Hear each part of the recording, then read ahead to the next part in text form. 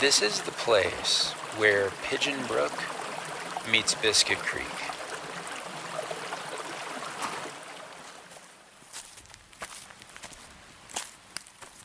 This is the gravel road that leads back to main camp.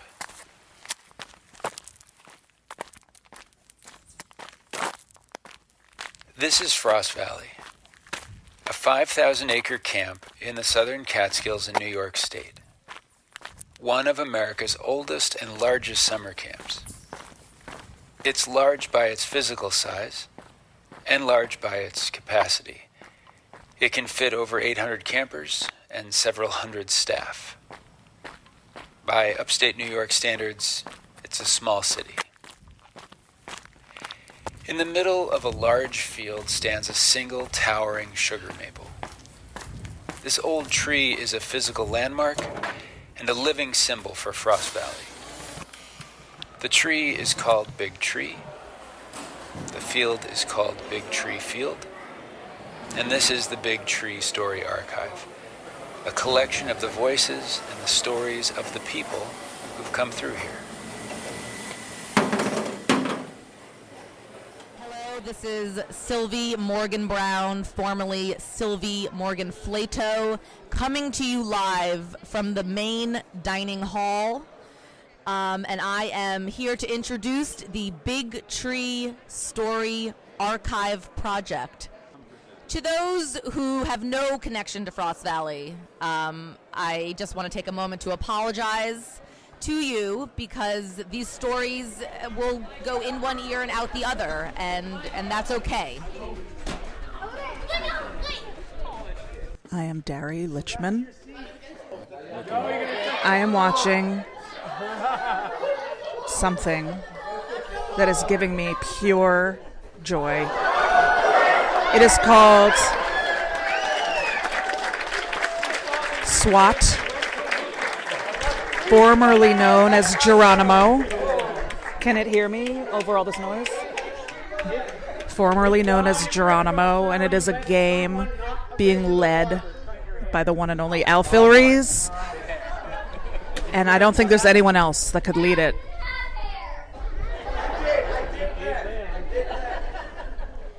And it is a really special game, and it's kind of hard to explain it, but it's a lot like, there's so many things involved.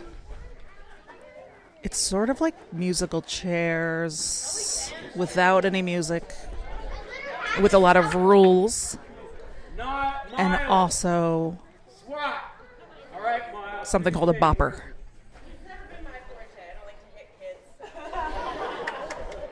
So this one time, I was playing Geronimo / SWAT at a reunion when my daughter was a baby. And I was trying to run. I was holding her, carrying her. She was a baby. And I was running to a chair, and I lost my balance. And I fell. There was a plane wreck on Doubletop Mountain, and I had a cabin full of kids, 9 kids. I was the village chief of Lenape. They were 12-year-old boys. And I never really did much camping before that. And we had heard that the Silver Air Patrol couldn't get up the mountain for whatever reason. And, of course, all the kids in my cabin wanted to go up the mountain and find the plane. So we didn't find it the first time, but the second time we went up double top, we found it. When I was in Advil, we hiked double top, and so once we got to the plane, these kids were like searching through the remains of the airplane, and they found the pilot's headset, and then they hid it underneath like a sombrero that we brought up, and then they brought it all the way down, and then the counselors got very upset at them, and then they had to take it up the next morning. The Brian Butler story is that I remember coming here. I remember him as a camper, and then because there was a lot of like alliterated camper names, remember? Like Brian Butler and Doug Doble And there's more, but I can't think of what they are. And then I remember coming back, and he was a staff member. And I was so impressed by him as a staff member. And I was really impressed with how I just was like, this guy gets it. He really understands what it means to be a counselor at Frost Valley. And so I wrote him an anonymous letter. And I filled a page. And I was just like, you have the spirit. You really totally get it. I have been watching you. I see you. You are what this place is about. And I anonymously put it in his mailbox or whatever. Put it somewhere where he would find it. Or I might have, maybe it wasn't anonymous, but I don't remember. But anyway, I gave it to him. And then I remember that he totally didn't. He didn't react to it. I wrote him this, I poured my heart out. And then he just didn't even acknowledge it. So I moved up through the years with campers. I had some of the same campers in Forest, and then had them again in Lenape, and had them again in Pack. And in my Pack summer, the summer of '98, which was my last full summer, I was the VC of Pack Village, and was trying to make sure that these kids that I knew had been coming to camp for years and years had a chance to do activities that they hadn't yet been able to do at Frost Valleys. As you mature up and grow up, you get to rappel giant sledge or do the other, higher, well, it's called higher risk, but, not risky, just, more high adventure activities. And one that we had scheduled, people know it in lots of different names. It's part of the high adventure course, high ropes adventure. I know it as the Giant's Ladder. Some people know it as Jacob's Ladder. Some people know it just as the Giant Ladder, however it is. And the object of the obstacle is to two people have to climb this ladder. The ladder is 2x4s spread about 12 feet wide, and the two have to cooperate to climb the ladder, because the higher you go, the further and further apart the steps are, to the point where the bottom step is probably 4 feet from one to the next, and the top one is closer to 6 or 7 feet. So it's a truly cooperative experience. So all these Pack guys, all their testosterone going, they want to be the fastest or the quickest or the best to the top. They're all, talking trash with each other, and yet encouraging each other when anybody's on the obstacle itself. And that summer, I had one camper named Lee Chapman, who was part of the Chapman crew. I also had another camper named Miller. Now, Miller was on dialysis. He was one of our dialysis campers, which is one of the amazing things Frost Valley offers. And he had been a dialysis camper the whole of his life. So he was very physically underdeveloped. He was much smaller than the other kids. He wore braces on his legs. He was very bone delicate. It didn't change him from enjoying the Frost Valley experience in every possible way. And one of the things he wanted more than anything was to do this element. Now, we had to get the clearance from his dialysis nurses and doctors that he could, do this. And they said, well, he can try, but we don't, that I said, that's all he wants to do is he given the attempt and he can try it. And so we said, okay, but now who are we going to pair him up with? Who can he do this with? Usually you do this with somebody of your own physical size because there's a lot of pushing and pulling. Lee Chapman said, I'll do it with him. Now, Lee was physically considerably larger than Miller was. And, beefy, he's a 15-year-old kid and he's on the football team and everything else, So, big for his size. The two of them started this out, and Lee knew that he was going to have to do a lot of work to get Miller up this thing. You know, he would have to climb up and then pull Miller up. And these things are getting higher and higher. Now, normally most of the kids together would do it in about from 10 to 20 minutes. Like, that was a good climb time. They were on for well over an hour. And Lee was doing everything he possibly could to make sure that Miller could get up there, and like putting himself, like climbing up and then dangling high and then pulling him up. It was something really, really, truly to see. Everybody on the ground is cheering and screaming for them to get higher and higher. And I said, you guys are doing great. You don't have to. And Lee looked down at me and said, we're going to the top. And, all right, this is it. Yolande Philpotts and Mikia Eatman were on the belay for either one of them on either side, doing their best to help make sure they were supported going up the whole time. They made it to the top, Miller and Lee, and stood on the top step of the giant ladder. And the expression on Miller's face and the exhaustion on Lee's face was, for me, the pinnacle moment of being a counselor. Proud of them like my children. I actually ended up leaving right then and there because I was so overwhelmed emotionally. I went to the director's office, and it was Carole Paterson at the time. She was my director, and I sat down in her office and just started weeping. Just couldn't stop crying. But the best possible tears of joy, knowing that these two had given to each other the Frost Valley experience of accomplishment, and nothing is impossible. And I want to thank everybody that had that moment, that gave that moment to me as a counselor. It was a very interesting summer. I remember a lot of the number 23, the number infinity, and there was no Cabin 8. It disappeared. No black hole that year. And we came out the other end. And one of the best memories I have from that summer was a counselor hunt, where you left a cabin with a bicycle helmet wrapped in toilet paper in a bathroom robe and scaled 80 feet up a tree with chopsticks to get caught in counselor hunt. Are you making this up? No, it was down by like a biscuit. Like teeny hops? Okay. One of my fondest memories.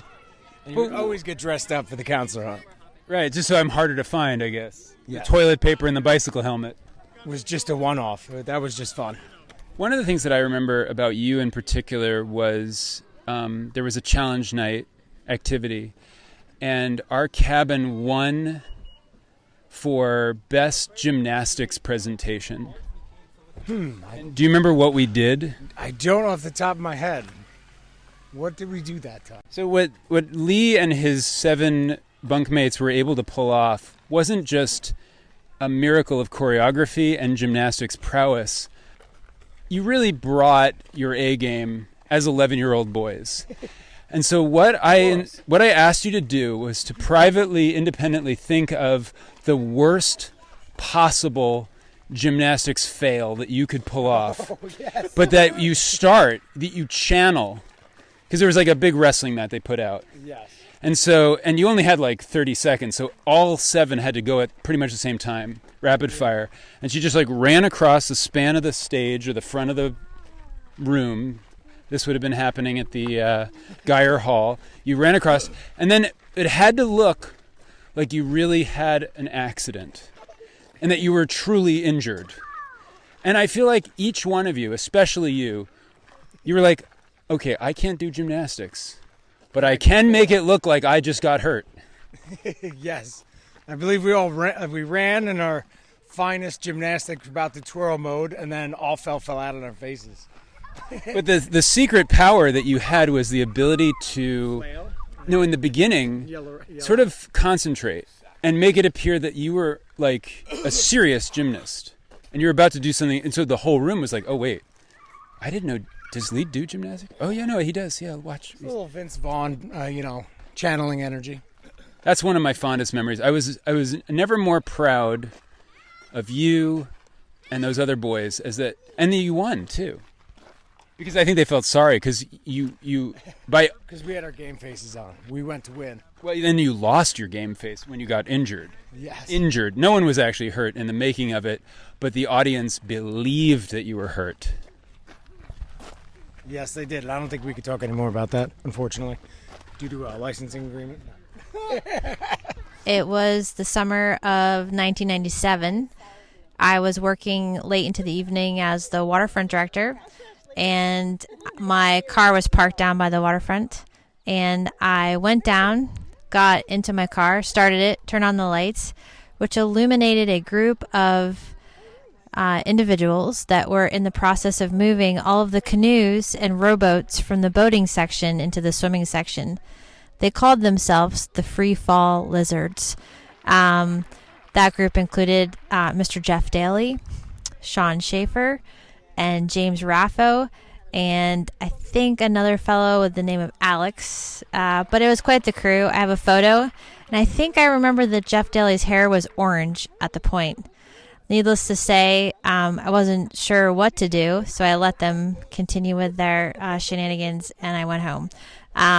But I did take a picture before I left, so I have the picture, and it's one of my favorite memories from summer and from camp. In 1995, I was a counselor in Pack Village with Malik Jenkins and Ralph Heath and Richie Eddings, and we went on a quest that summer to save the carrots.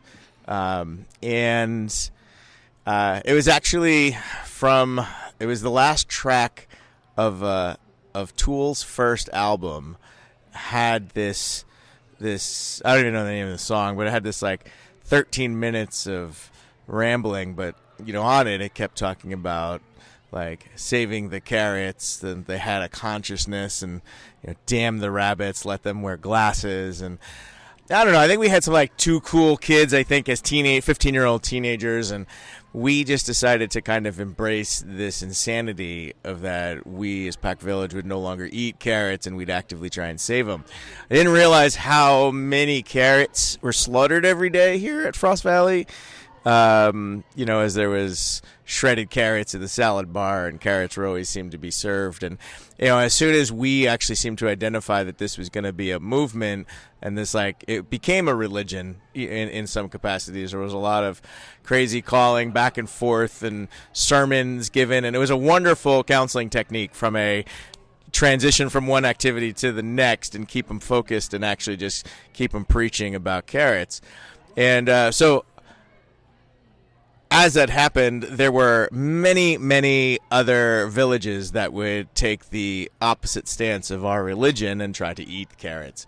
And there was one day, it might have been like fourth session, and we were doing a theme where it was like some sort of like medieval theme where every age group village was given a role. So, like, I remember Lenape were like the kings, and queens, and we were given the role in Pack Village as friars. And I don't know how, and I give credit to Malik for this, because I don't know how we got all of these supplies gathered in a short period of time, but we were able to dress everybody up in Pack Village up in bed sheets that we cut holes over, put our heads through them, and we got carrots from the dining hall. And these, to this day, they're the largest carrots I've ever seen in my life. They were the size of everybody's chest, and we drilled holes through them and made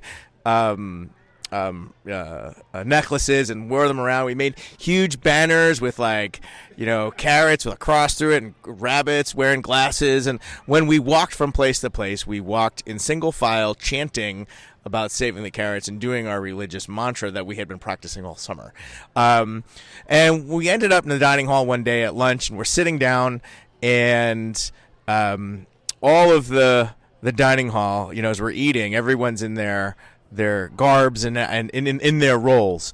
And Hemlock Village, at the time, they were the knights. So they were overloaded with tinfoil and cardboard and, 50 some odd kids. And they're all ready to rock and roll. And we're all eating lunch. And all of a sudden you start hearing across the dining hall, eat the carrots, eat the carrots, eat the carrots, eat the carrots.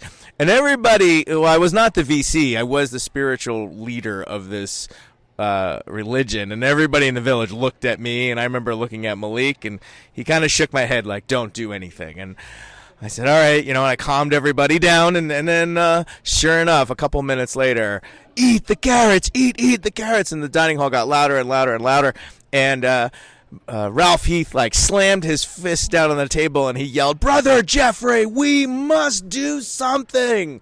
And I looked at Malik, and he had his head down on the table, shaking his head like he's lost the plot at this point. He's no longer in charge. And so I got up, and I kind of started to do our religion. And on there we had things that had nothing to do with carrots in this religion, where I would be like, can I get an amen? And everybody would be amen. And then we would yell can I get a brontosaurus, baby brontosaurus? This day I have no idea why we said that, but it was just kind of became a call sign. So the kids were in uniform with their white robes, carrots dangling, signs going, all in a straight line. And Hemlock, which was on the other end of the dining hall, starts getting louder and louder. And I didn't really know what to do, but no one had ever backed down they didn't back down. So we just decided we were going to continue to do the march. So we started to march through the tables in the dining hall to the other side, and we got right to the edge of Hemlock Village. And all of our guys were this shield of white sheets and carrots, an army of 15-year-olds facing, triple the number of 12-year-olds who were with their tinfoil and cardboard, all armor, and they're yelling, eat the carrots, and they weren't stopping, and we weren't stopping, and I didn't quite know what to do, so I gave the order to continue to walk into the village, into the row of tables. We were no longer on the outside, so we were right in the thick of the middle, which turned out to be a real tactical disaster, as you're about to find out. And as we're in there, and the kids are screaming, eat the carrots, and we're doing our chants, this 12-year-old boy kind of reaches up from his seat right next to this 15-year-old and grabs the carrot that's hanging from his neck and bites it. And I'm telling you, the entire dining hall went silent, and you could hear the, and the look that happened, at that point in time is I realized, we are now surrounded by all of these 12-year-olds who now all have the idea, and I could see it. I could see the light bulbs in everyone's heads of, we can start to eat these carrots. And these kids rise up, and they start, consuming us whole, eating carrots, and it turned into, a complete disaster, and it was all sorts. It turned into, it was the food fight that never really involved food being thrown in the dining hall. And at the end, it was funny. We had a whole big discussion about how some religions are persecuted, and we have to kind of continue the faith and move on, and not resort to crazy antics of just revenge and all sorts of things that were there, and it kind of went on, and that was sort of the climax of a full 8 weeks of no carrots at camp, and that was our religion that summer. I have a sad story about you, and it was one of those moments where it's not a happy camp moment, the car moment. Oh yeah, tell that story. Really? Yeah, I think it's one of those moments where you realize Frost Valley is filled with normal people, and that bad, horrible things can happen here, just like they can happen everywhere else. And I don't want to go into the story. Maybe you'll get somebody else to tell the story part, but it made me sad. Made me sad about camp. Would you at least tell the short version? The short version is that you had this beautiful art piece that was your car. I think, was it a Volkswagen or Jetta? Volvo. A Volvo? It was a Volvo, and it was a beautiful 80s, early 90s, Volvo. It was an old-fashioned one, coveted if it was plain, but you had painted it and molded things onto it. It was an art piece. It was the equivalent of what you would see at a Burning Man car now. It was the only thing I compared it to. Clearly lots of love and work went into it, and it was movable art. And I don't remember what the catalyst was, but you were doing some kind of prank thing with the maintenance crew. Is that correct? Am I still on the right? Yeah. And it was fine. It was just all fun and games and silly. And then one day you came back and your car was brown. Which was the original color. Right. Which, but it was just so insulting and so deep and so thoughtless and cruel, I thought. Yeah. And I don't think that camp handled it with the level of seriousness that it required. Right. and it made me sad because then you start to, like, once there's a little crack in the sheen, you start to see other cracks. Right. That doesn't mean that the sheen is still there, but it's just more realistic view of where we are. Right. The people here are still the people in society. Right. Yeah. And the prank that was happening was that I was assigned to cabin 8 all summer. Oh, infinity, that's right. And I rotated it to an infinity symbol. Which was kind of genius. And then they kept restoring it 90 degrees. And I just kept like adding more nails and more screws. Right. And they were like, hey, we're the maintenance department. We have lots of nails. We will out-nail you and out-screw you. And then they ultimately out-screwed me. And did anyone ever sit you down and say, Dave, you really need to stop doing this. This is against the rules? No. So it was fun. No, I think the maintenance department was definitely taking their own authority that was not allowed. Right, but your boss, per se, never sat you down and said, you actually have to stop this. No, it went further. Like by the third session, the cabin list actually said cabin infinity. Wow. So it became like... It was part of the lore of the camp that summer. In that summer. I wanted to tell another story, but it would be good to tell it with you here because you can... was the word corroborate? I think that is a word. Is that a word? It is a word. I don't know if it's the word until we go into the moment, I know and then we know we're using the right word. It's just like when I say that word, it sounds like I can't be pronouncing that word right. Corroborate? I can't say it out loud now because I'll say it wrong. Well, I'm not even, I don't know if there's another word. I can't substantiate? say it. Yeah. You'll be able to tell if I can co-sign whatever you're saying. You can say if this story is true. Right. Co-sign was good. I think I used like urban lingo just now. So this wasn't a story until a few months ago. Okay. When you played a small but significant role. I remember coming to camp at a certain point and going and realizing that I was a different person at camp than I was at home. Interesting. I haven't seen you very much not at camp, but I do remember Base Dave. Right. And so the person that I was at home, it would be generous to say that I was a loser. Huh. Like I was a nerd, I was not coordinated, and I certainly was not socially relaxed. Right. But at camp, I came alive and was just like fun and a clown and silly. And I think I realized eventually was that was just me. Right. It wasn't that I was a different person. That was the real me, and at home I was not me. Fun fact, same. You were different at camp than you were at home. Especially in my younger years, I think I was way more comfortable to be my quirky self here and not live within the restrictions. And then I'd go home and have to like go into whatever social norms for me. That was being a black kid in a town that was diverse, but I lived on the white side of town. Like, so there were all these weird things. But at camp, I could be whoever. And then when I was a teenager, that changed. But definitely in my younger years, I felt more in touch with myself and my body here. So the story goes to the fourth session during a particular herd stock, and you're going to know immediately what I'm talking about, which is that it was at a herd stock that I had a conversation with someone else at camp who sang a song.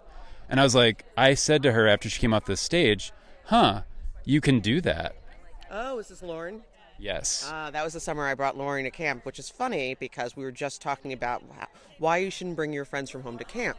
And I made that mistake. That's a whole other story because I've also thought, you should come to my camp. Yes. I did that thing to my daughter this summer, and she came home and she was like, I had fun, but my friends and I didn't really play together.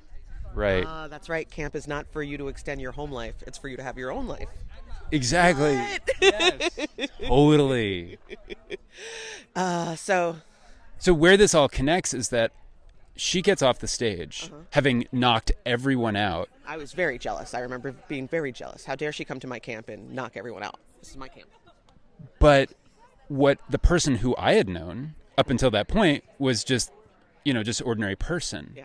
And I think she was enjoying the shock. Maybe the shock, but also enjoying being an ordinary person. Right, because at home, she was the person. She wasn't famous by any chance yet. And we're talking about Lauryn Hill. I don't know if we said her name. She was just famous because she had this extreme talent. Right. And in middle school, that talent was starting to show. I think she came to Frost Valley right before she did Showtime at the Apollo. And so it was really before she broke out. But she was getting all the hype that comes from being local famous. Before the internet, local famous was really just local famous. So Lauren and I were in two very different places where I was coming to camp and becoming like a star at camp, where I was the opposite at home. Interesting take, yeah. Lauren, who was a star in training and was put in the spotlight at home, I think enjoyed just going to camp and being an ordinary girl with no skills but then at Herdstock sang that song.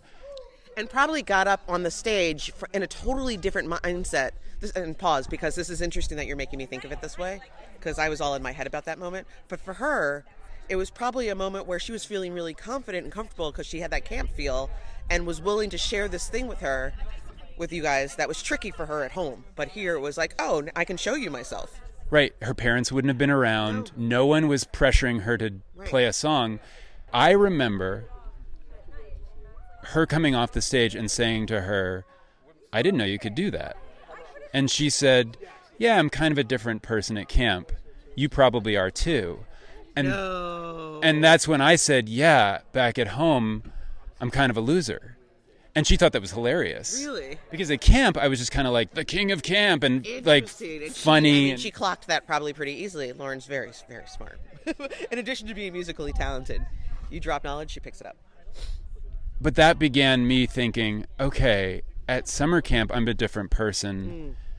And here's another person who is being a different person at summer camp. And you can be whoever you need to be. Whoever you need to be. It's not even so much a different person, but it's more like a reset. And you kind of learn more about who you are because all those pressures outside aren't there, right? So it's not so much a different person. It's more an authentic person because you don't feel the pressures of whatever is pressuring you in your life. Your family, your world, your surroundings, all that anxiety kind of disappears when you're here, and it's like a reset. Someone gives you a pass card. Right. Another part of the story is that, and this is where a few months ago when you told me that was Lauryn Hill, it sort of changed something because in that moment... Oh, you didn't know in that moment? You didn't know until recently that was actually a famous person? If I had told you the story a year ago, I would have said there was this girl at camp named Lauren. I have no idea what her last name was because you don't know anyone's last name at camp. No. And the only part of the story that I would have remembered, and it's not much of a story, was that was when I first said to someone, yeah, I'm not like this guy at home. Right.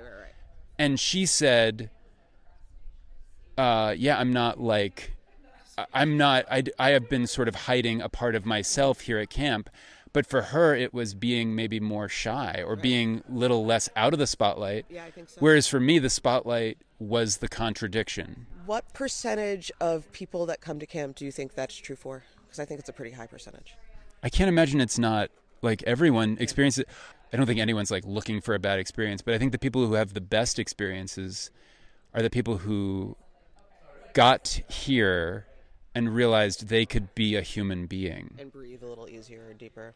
A few months ago, I'm on the phone with you, and I didn't believe Malik. Oh, that's why you called me. Yeah, you were like, yeah, David, that was Lauryn Hill. And I went, oh, God, this, piece of my memory now has this, famous person attached to it, who I have, all her albums. Yeah. I've listened to every song 1,000 times. And I was like, wait, I interacted with Lauryn Hill? And not only that, had a conversation about this fundamental piece of my being. Yeah. Jenna Ostrow must have gone somewhere on a holdover weekend where she was doing laundry with Jon Turer and came back and reported to us what we thought was hilarious, that Jon owned 12 pairs of Hanes tighty-whities with the red and gray stripe on the elastic, exactly the same. And I don't know why, we just thought that was really funny. Just maybe women don't have 12 pairs of the same underwear. And I don't know, we just thought we needed to do something about it. I loved pranks. And my favorite example of a prank was this was just so perfect. I was walking down, we were all walking down to the flagpole for flag raising, and on the top of the flagpole were a string of Hanes tighty-whitey underwear that had all been tie-dyed. It seemed pretty apparent that they had been tie-dyed as part of this prank. And I said to my co-counselor, who I'm imagining, because I forget a lot, I'm imagining was Alex Warno, because he was my favorite co-counselor. I said to him, Alex, the only problem with this prank, because it's perfect, except for the fact that we don't know whose underwear it is, which then was quickly resolved a few minutes later by me discovering that it was actually my underwear. I guess this past summer, we were having an overnight. First, we got lost and we were told the wrong directions, so that sucked. And then when we got there, everyone was kind of bummed out because we were hiking for a long time. And then it starts raining, and the VC is running through the rain to figure out if we're on the lightning watch or what we should do. She runs through the rain. She's everybody run to the bathroom house now. So we don't take any of your stuff. So we, without any of our stuff, we run to this bathroom house, and the whole entire village is stuck in this tiny little bathroom house. And we look at the toilets, and it's a compostable toilet called a Clivis, and everybody starts starting this Clivis cult, and they start chanting about the Clivis, and turns out there's this Clivis gnome, and then everybody makes up the story about the Clivis gnome, how he snatches people from the toilet, and he lives in the Clivis, and it becomes this whole thing, and then we have to walk all the way back to our cabins after that when we're done with lightning watch in the rain. But the Clivis cult lives on. Yeah, I think one of the stories that I remember vividly and fondly was, one of the things that attracted me to Frost Valley was the diversity of people that it serves. And I remember having a conversation early on with a board member, and he said, "What is your vision for Frost Valley?" And I said, "Well, I think it's to continue to build a camp where any child can attend regardless of their ability or their financial situation or anything. Just anybody can come to Frost Valley." And so I was reminded, I think, of the importance of that maybe 5 or 6 years into my tenure here, where we had a young man who came from the Albany area in the dialysis program. And he came down, he didn't want to be here. He was 14 or 15 years old. He just didn't want to be here. So the first day he was on dialysis, I went and visited him, and we just chatted for a while. And of course, he's confined to the chair and can't leave, so I have a chance to kind of chat with him a bit. And we talked about getting used to being in a different place and making new friends. And he just was a video game guy. He played video games. That's what he did. He had a couple of friends, but they were mostly online friends, and he used a walker. That was the other thing with this young guy. So he wasn't able to move around quite as well, even though he mainstreamed into a cabin group.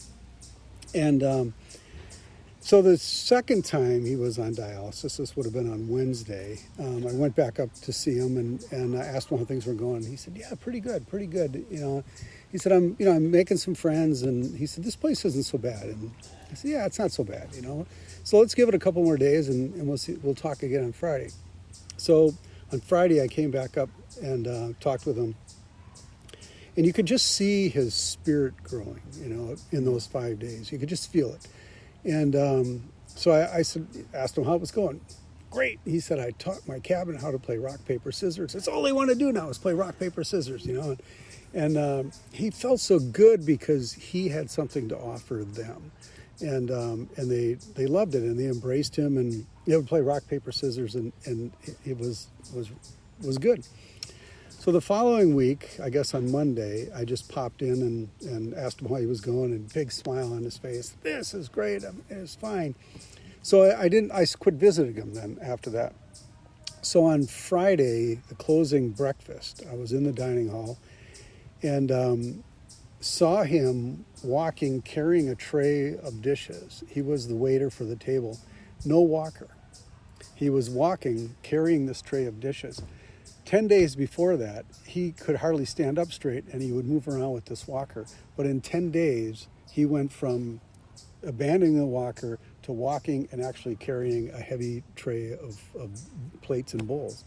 And so I didn't even say anything to him. I just smiled. He smiled at me, and I don't think any words had to be exchanged. But it was a beautiful story, and I was just proud to be a part of that. So I signed on to do a CIT summer, not because I wanted to be a counselor, but because I wanted to go on the backpacking trip.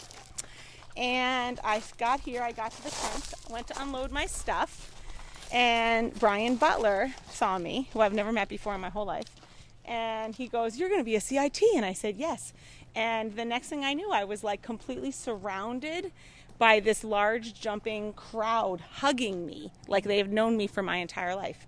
And at that point I said, "Ooh, I guess I do really like Frost Valley. I don't need to go on out trips. I want to stay in camp for the rest of my life." The end. I was a camper still before I graduated to staff, and we were helping rewire the horse field in Castle Field. And we had been doing that work all day until dusk happened. And I needed to have a pee, and there's no bathroom nearby. So I just turned and went to the edge of the forest and decided to relieve myself, not realizing that they had already turned on the electric fence. Did that really happen? Castle Field. And you got hurt? No, just zapped. It sends a pulse every 10 seconds. Who's telling the story? Me. Oh, great. Go ahead. Mommy's gonna help me. Oh, great. This is going to be a duet. Okay. Mom, you get to base off the story. Yes, you do. Yes, you do. We're going to have to come back. You sure? Well, what if we do a rehearsal? Okay, and then let's we'll record rehearse. it. So what is one thing that when somebody says to you Frost Valley that you think of?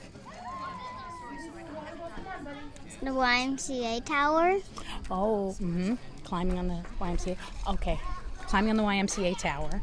Okay, and we all would go there as a family. And my father, who is no longer with us, but was the one who helped bring us here in the first place. He was sitting on the log bench with all of our family as the kids were doing the climbing, but his knees were bothering him a lot. And he started walking around with a little stick, right? And what happened? What happened? He started saying, "Oh, my knees." Oh, my knees. Oh, my knees. And my son, Jackson, then got his little cane of a stick, his walking stick, and started imitating Grandpa. And everybody was rolling around with laughter, just remembering Jackson walking around like Grandpa. And so sometimes when we get up to that little Y tower, we think of him. And Jackson does the impersonation, so does Stella, so does pretty much everybody. Stella, could you tell us what your grandpa sounds like? I don't really remember. I was 3 when I was with him. So I don't really remember what he sounds like. So my brother imitates my grandpa in a very dark voice. Okay. Let's hear your dark voice. Oh, my knees. It's like a country voice when you say it. I've been coming to Frost Valley for 8 years.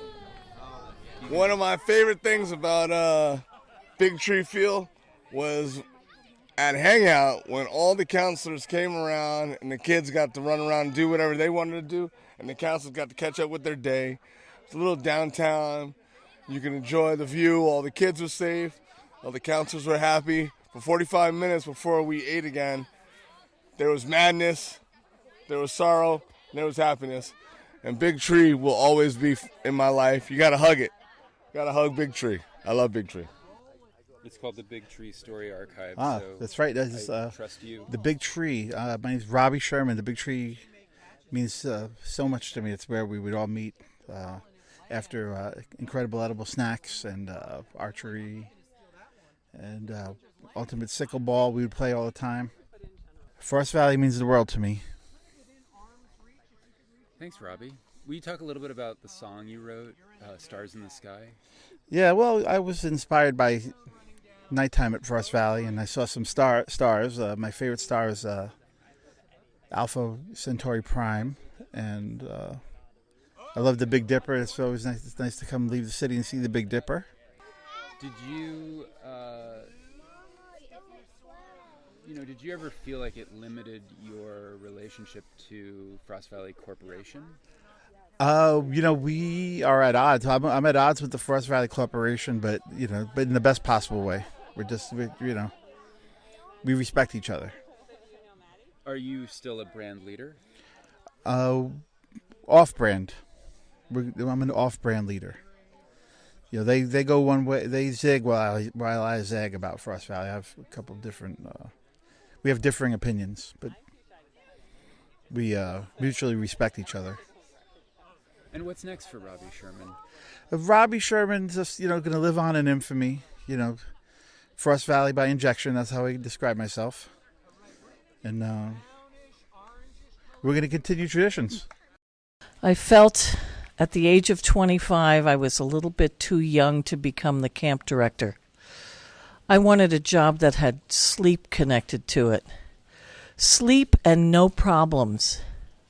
Mammals, I had decided, human and otherwise, give problems. Wait, before you go, just as a follow-up, because I think listeners would be wondering this, what's an example of a job where you sleep and you don't have problems? I don't know what kind of job has sleep and no problems connected to it, but that's the job I've always been looking for. You can't hear this. Go. I'll be in 2 minutes. I would say, usually camp stories involve doing something really bad, unfortunately. And I remember my worst influence and best influence at camp was Brian Butler. Pack day out. We go to Devil's Tombstone, and we're driving home in the vans. I have one van, Brian has the other, and we're on Frost Valley Road, and we kind of lost where we were, and Brian decided to suddenly slow down to 50 miles per hour in front and make me real slow. And I'm getting fed up, and as a young, dumb 20-year-old, I thought it'd be a good idea to pull out and try and overtake him. And when I did, he put the pedal to the metal. So you've got two Frost Valley vans roaring down Frost Valley Road, full of kids. Oh yeah, neck and neck, and it gets worse because we didn't realize where we were. And at that moment, I look, and we were passing Reflection Pond, where they were putting up the tent for the board meeting. And as I look, I just see Holby Brown with his head in his hands as we roared past at 60 miles per hour, neck and neck, like we're in a speedway. And we got back to camp, and we just started to pack. And we never heard another thing. I don't know if Holby asked who was driving the vans and somebody covered for us, but I never heard another thing. And it was a very rainy day, so rainy that there were huge puddles. The streams were overflowing, and we were all given rations of food. And we had to sit in our own tents, but we were pretty close by each other because it was pouring and it couldn't spread us out more. Right. And I remember sneaking over to your tent in the pouring rain and unzipping your tent. Yeah. And you were floating on your thermarest with a pot on your head. Yeah. And you were like a dervish. I think now, having seen dervish ceremonies, right, you had this wild abandonment in your eyes, and you were playing the pots. You had a series of pots, yes, that you were playing, as drums. As drums. Yeah. And you had so much there was so much happiness in your eyes and in your face, yeah, in the middle of an otherwise, for a lot of people, what would have been a really terrible circumstance, to be wet and right, your sleeping bag wet. And rain coming in the seams. Right. Yeah. Well, the only thing I would add to the story, just to help listeners set that image a little bit, is that where I had chosen to set my tent was a dry creek bed. That's right. And so it had now rained, and so there wasn't a a veneer of water on the floor of the tent. It was like moving water. It was a nature scene. It was like one of those white noise machines. We're talking about 4 to 5 inches of water. And so 4 to 5 inches of water was moving through the porous tent. And the reason why that was happening was that before you got there, the tent was acting like a dam. And there was like a foot of water up against the tent, so I just unzipped it because it was actually better to let it through. And then I stayed on the pad.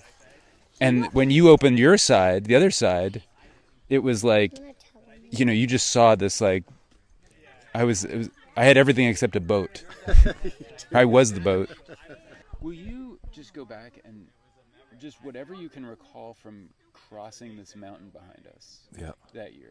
Well, we were on the CIT trip, and I remember that a big part of the CIT trip was the final. You remember it as 10 days or 12 days? I guess it would have been 10. If it's 14, we would have had 2 on either side, probably. Right. That would make sense. It was at least 10 days. At least 10 days. And I remember that we had camped the night before, and it was part of our solo. And our job was to basically find our way without a trail over Wildcat, which is the one behind us here. And just to clarify, it was our group solo. Our group solo. So there was maybe a dozen of us. Right.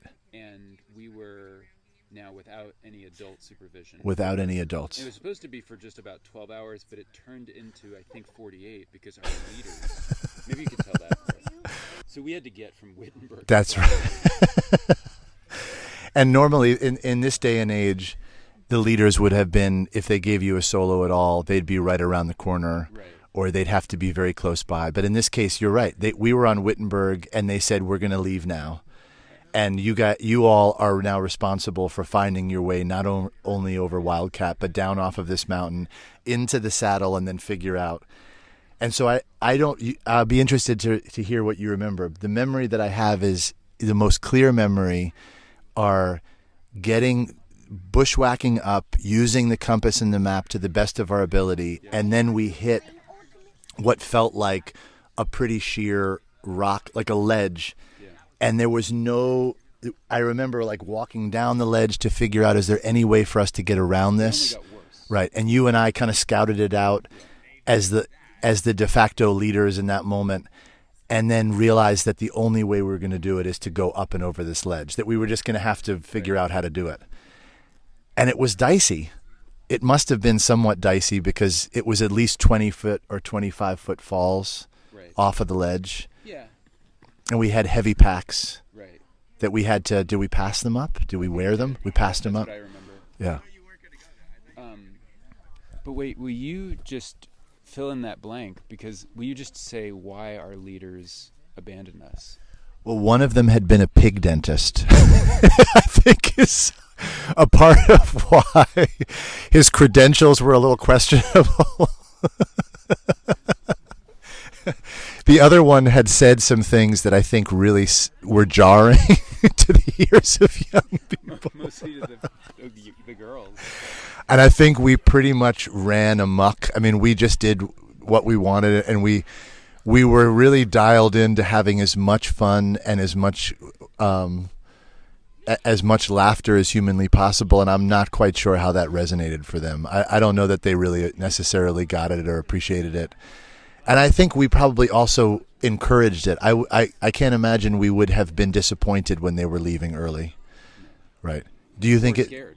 Or scared. Right. No, we were I think we were relieved. The trip got much better. What do you remember? Well, what do you remember about them? Well, I think the thing that the biggest part of the setup was that they did hire some people to be the CIT directors that summer who had no history at Frost Valley. So they didn't realize that some of the people on our group had grown up together, were very close, and were willing to coordinate in horrific ways. And so we were like, I remember when they were splitting us up, Sue Applebaum turning to me, and her first response was, they don't know. Like, they don't know what they just did.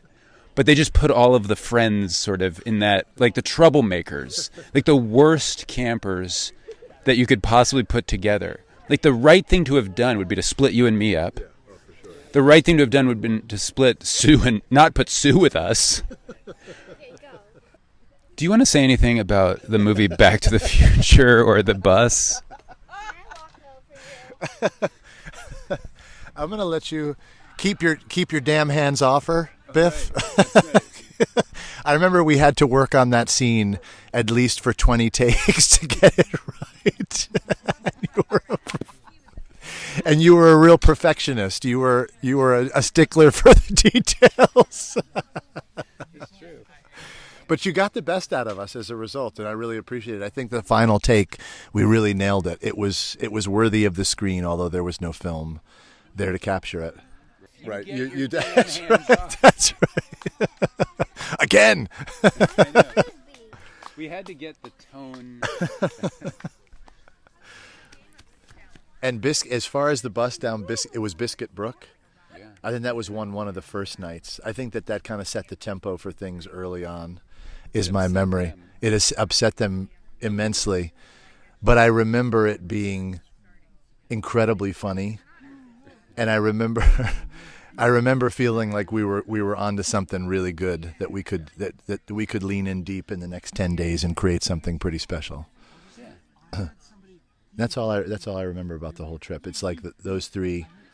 I have 3 or 4 moments, and the last one is coming back into Sawmill with his sawmill, right. and we were rough. I mean, we were dirty, and we had worked hard to get over, and we finally got there.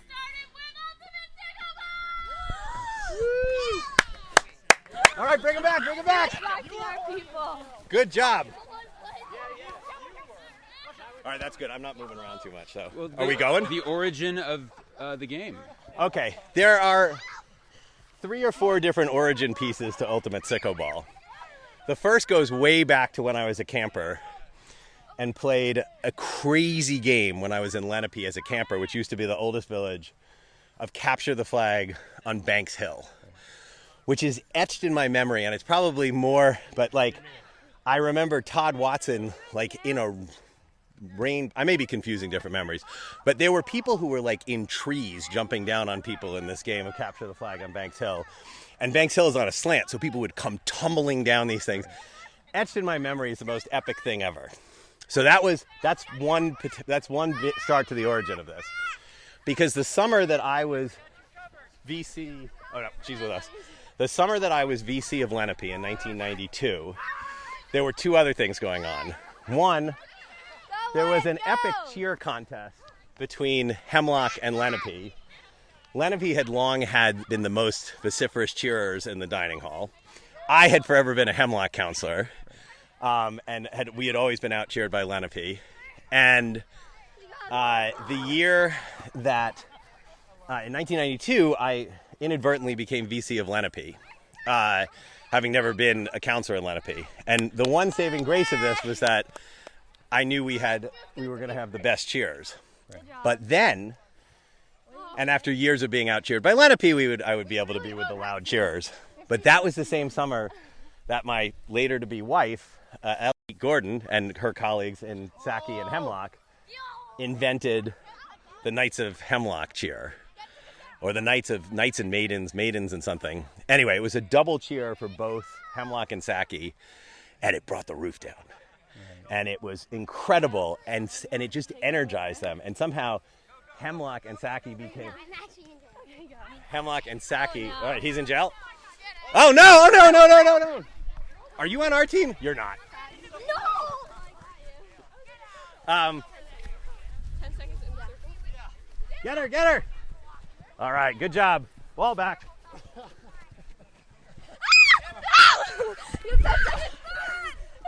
I'm in this. No, you're in jail. No, I have 10 seconds. You're in here with me. And so there was a lot of excitement and enthusiasm around Hemlock and Lenape cheering. And a couple of the staff members got very excited and enthusiastic about it. And we, being in our problem-solving leadership mode, we thought the way to try to diffuse the tension a little bit was to have the 2 staff members who were most energetic about this cheering competition between Hemlock and Lenape to work together on planning an activity. So we had an all-camp activity. I forget what session it was. And it was supposed to be all camp, but it ended up being that the girls' villages decided to do a newspaper fashion show together. And that left the boys' villages alone to figure out something to do. So these three things all came together, and I said to Darcy and John, who are the two sort of representatives of Hemlock and Lenape, we're going to play Capture the Flag on Banks Hill. This is like this epic memory from my childhood. We're going to reenact this, but we're going to do it with the whole camp. And they went up there to scout it out. I said, go check it out. And we wanted them to like go work together and do something together where they had some time alone with each other to sort of diffuse tensions. And they came back and they did find something to agree upon, which was that I was nuts. And this was a terrible idea. And that while it may have flown in the 80s, this was not a kind of 90s sort of thing that was going to happen with this many people running around Banks Hill playing Capture the Flag. So somehow at that point it segued into, all right, if we can't play on Banks Hill, what would be a safer place we could play? Well, how could we play it on Big Tree Field? And so we originally envisioned a giant game of Capture the Flag on Big Tree Field. But so much of Capture the Flag is finding the flag, finding the jails. It was like, how is that going to work in terms of, how could that possibly work when you could see everything? And gradually it evolved in this idea of what if we had more teams and more flags, essentially. So the balls became the flags, and we got this kind of crazy idea to try to have multiple teams, multiple sets of flags, all teams grabbing from each other. And we arrived on what became Ultimate Sicko Ball. I don't remember the details of how we came up with the various and sundry rules. I remember there was planning back and forth. John and Darcy were doing stuff. They'd come talk to me about it. Right. But we eventually decided to launch it. No idea that it would still be around all these years later. Zero. We would have come up with a better name if we had done that. And I don't remember how we actually came up with a name. I think we were looking for something that would get, we had the schedules. You write on the schedule. So you wanted something like jazzy on the schedule. Right. And so we had it. And so the very first time we played, it was just the boys' villages in the herd. So it was Pack, Hemlock, and Lenape. But the funny thing that happened was while we were playing this on Big Tree Field, the counselors from the girls' villages who were doing the newspaper fashion show all sort of started drifting over to see what was going on. And after one time of doing it as just a boys' event, they were like, no, we got to do this as a whole camp event. So the next time we did it as all camp. And that's the story of the origin. And I guess it was such a hit that people, kept playing it. And then it was this huge surprise to me when my kids started going to camp, 15 years later.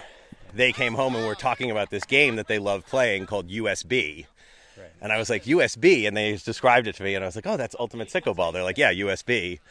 So my kids played growing up.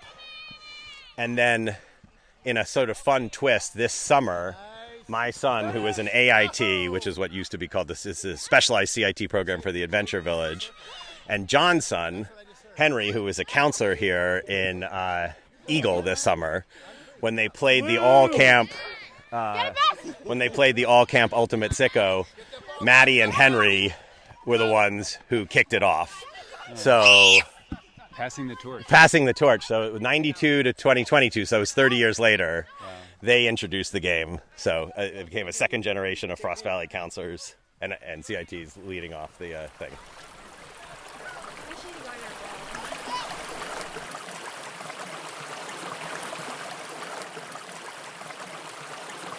This episode featured Sylvie Morgan Brown, Dari Litchman, Bud Cox, Hadley Lewis, Brian Butler, Lee Chapman, Carole Paterson, Jeff Daly, Mikia Eatman, Linea Glick, Jon Turer, Love Dahan, Jerry Huncosky, Heather Graff Noon, Caroline Koenig McCallum, Stella McCallum, Malik Jenkins, Robbie Sherman, as played by Jonathon Dahan, Peggy Rub, Matt Buczek, Alex Papouchis, Josh Tucker, and me, David Scherer Water. Special thanks to Frost Valley and the Olympia Radio Company for hosting the show.